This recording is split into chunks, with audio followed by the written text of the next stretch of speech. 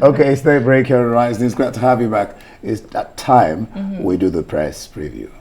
We start, of course, with our sister publication, this day newspaper. On the front page, some interesting stories. Let's start with the Fintiri maintains lead as INEC suspends collation of Adamawa's governorship election results. APC wins more National Assembly seats in Plateau, Oyo, Kano, Yobe. 6 feared killed as violence mars elections in Akwa Ibom, Kebbi, Kano. EFCC arrest 12 in Kano, Katsina for vote buying. And then just above that, on the yellow strip, PDP lawmakers rally opposition senators elect for Senate presidency. Favor Southeast, North Central for Senate president and deputy. PDP House leader says joint task coalition won't weaken opposition. At the top of that of the state, Nigeria's economic direction, debt sustainability depend on incoming government's policies, says IMF. Oh well, this looks like a different one. Yeah, I think we have today's paper all right, on the screen. Yeah, it's actually leading with the aftermath of that declaration. In new law, Adamawa Rec, that's the resident electoral commissioner, announces fake election results. I wonder what Emmanuel Bello has to say with this. I mean, INEC now announcing fake results. And above the nameplate is NECA. IMF's call for tax increase will spell disaster, provoke capital flights, and so many other stories on our sister publication front page this morning. $800 million World Bank post-petrol subsidy removal facility awaiting National Assembly approval for disbursement, and that's according to the federal government.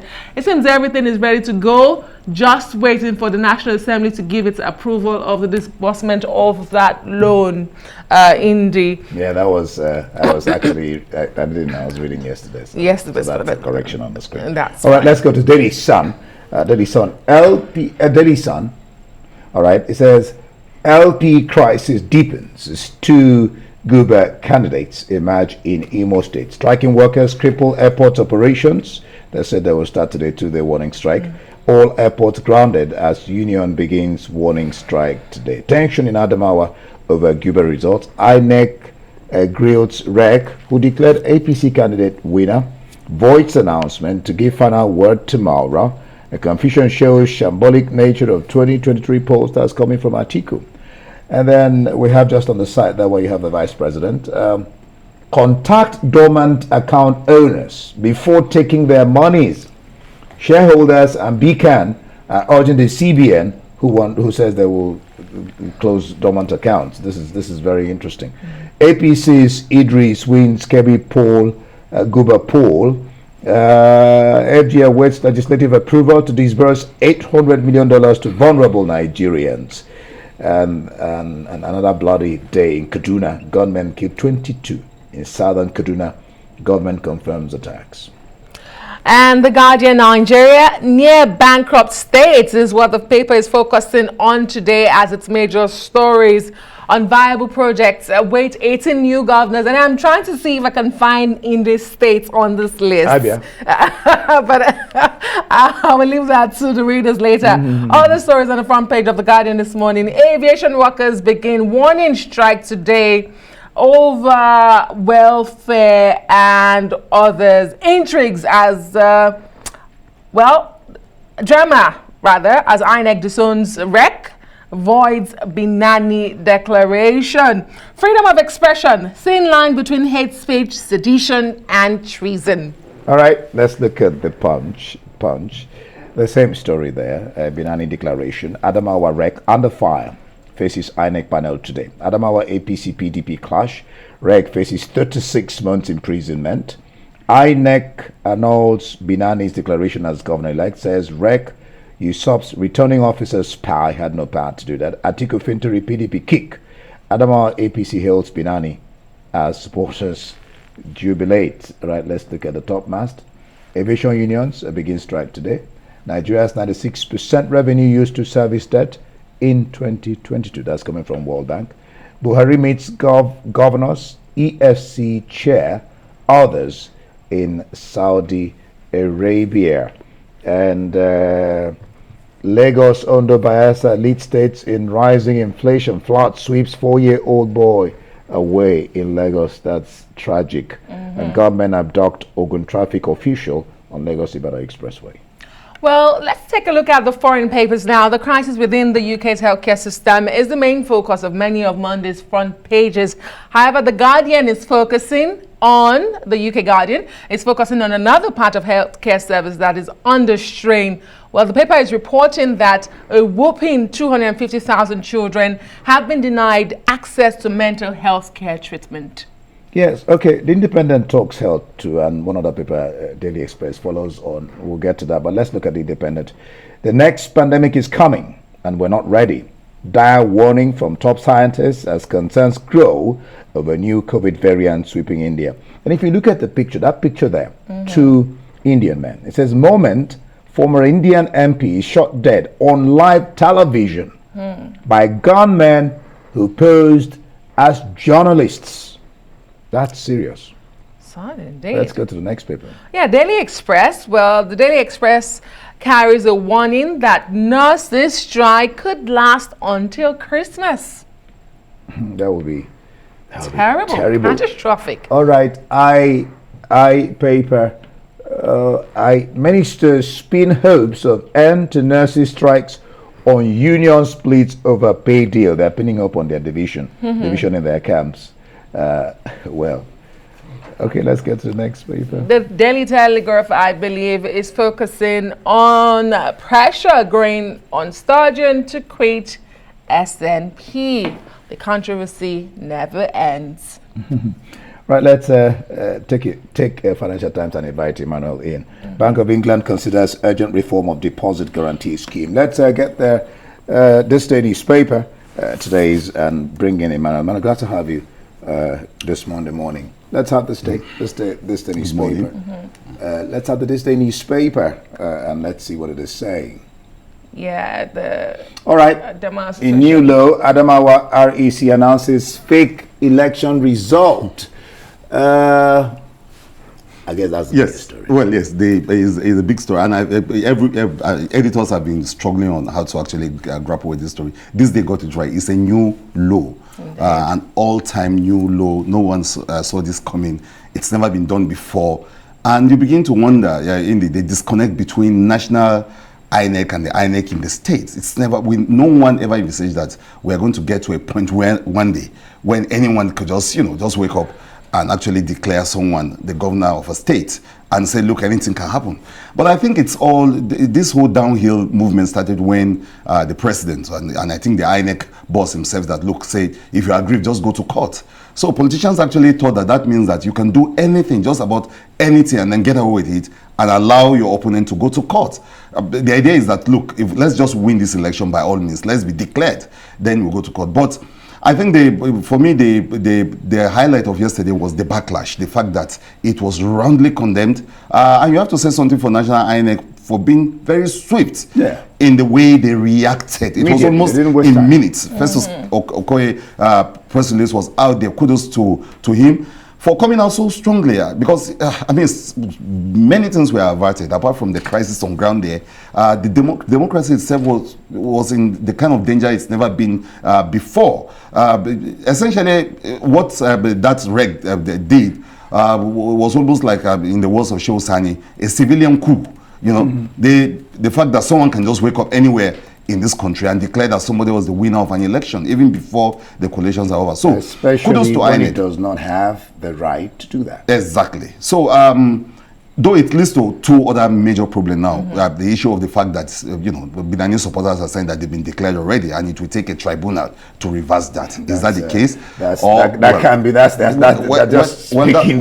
saying. So INEC too at the national level had to be very, very serious about this. They've asked everyone to come here. I hope that today another strong statement will come out of INEC, because If they don't stop what's happening in Adamawa, and I'm sure they're watching it so closely, it's like this they said, it's a new law altogether, and it's a very sad day for democracy. But then kudos to INEC for actually picking that swift response. We wish that they can do that, and because essentially this one, INEC has always been part and parcel of this problem. The fact that they don't follow their own rules, the fact that many complaints in these elections, so many things, the crisis around the issue of collation, the crisis around the issue of even from the primaries, INEC was complicit in some of the crisis and some of the issues, and just giving birth to all sort of results and all sort of people declaring themselves winners. Fronting themselves as winners. So INEC, it's a moment of sober reflection for INEC to say that, look, they've gone so low that they will have to caution one of their officials to say, look, you are not doing the right thing.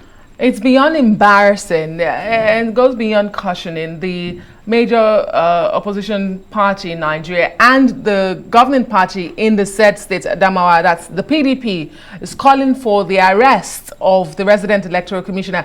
But then we have a candidate of the All Progressive Congress, Aisha Binani herself, who went ahead after that shambolic announcement to give an acceptance speech and a victory parade. So you begin to wonder what's going on with our politicians. Should we just lay all the blames with INEC? How about the politicians themselves?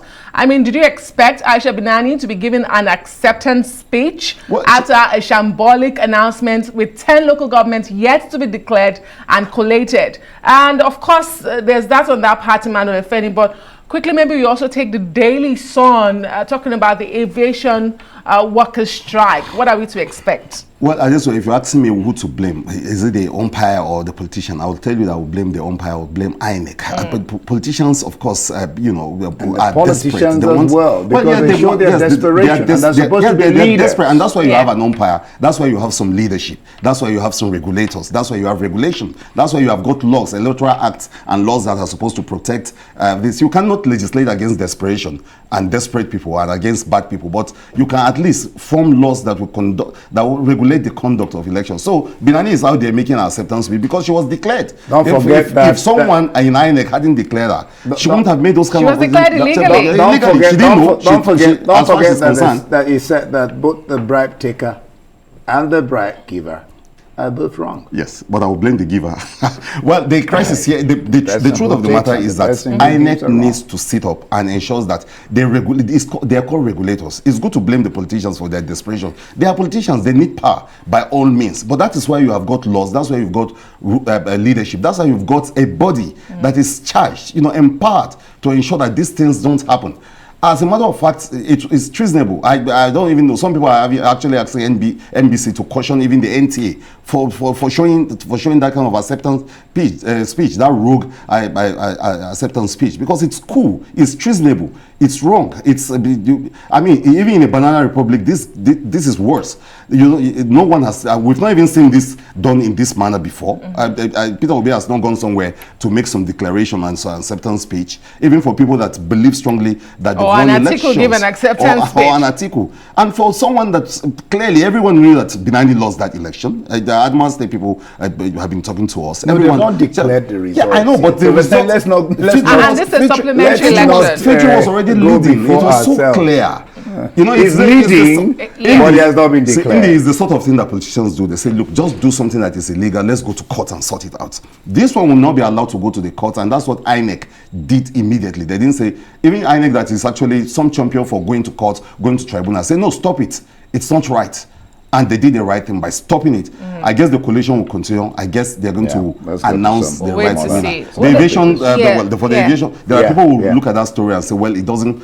I mean, how many of us actually fly? India, I don't know if you're flying this week. Don't know if I just was flying. I'm not flying this week, but I can always fly. A lot of people will say, well, look, it's serious. But there are so many others that are flying. Yeah, well, there are people who are more concerned about the day-to-day transport and their lives. But this is actually very serious because you are looking at its cost in transport, the fact that it affects the economy in deeper ways than we can imagine. And it looks as if it's a season of strikes, nurses striking in the UK. Here, last a year. That's horrible. Yeah, it's going to last a year. It's going to last a year. This one, we don't know how long it's going to, but we're not. This one is a warning strike. It's a warning strike. Okay. Well, yeah, but we don't. The implication in those 2 days, you can be sure that billions will be lost in terms of transportation. Still on that, son. Yes. LP crisis. Now you have 2 people there who LP crisis deepens. There's 2 Cuba candidates in March anymore. Those are the sort of crises that we're talking about around the issue of internal democracy. Internal democracy, even regulation. It still goes back to the issue of regulating this. There are laws in this country. Part of the problem of this country is not just Nigerians, it's the fact that we don't enforce the laws that we have. As simple as that. And people circumvent, people always want to circumvent the law. But those laws are there, they are strong. For instance, INEC should be able to look from the start, even at the primaries. INEC was behaving as if it was not serious about its own laws. The party will say, look, we're using direct primaries or indirect primaries. INEC will supervise anything and declare winners.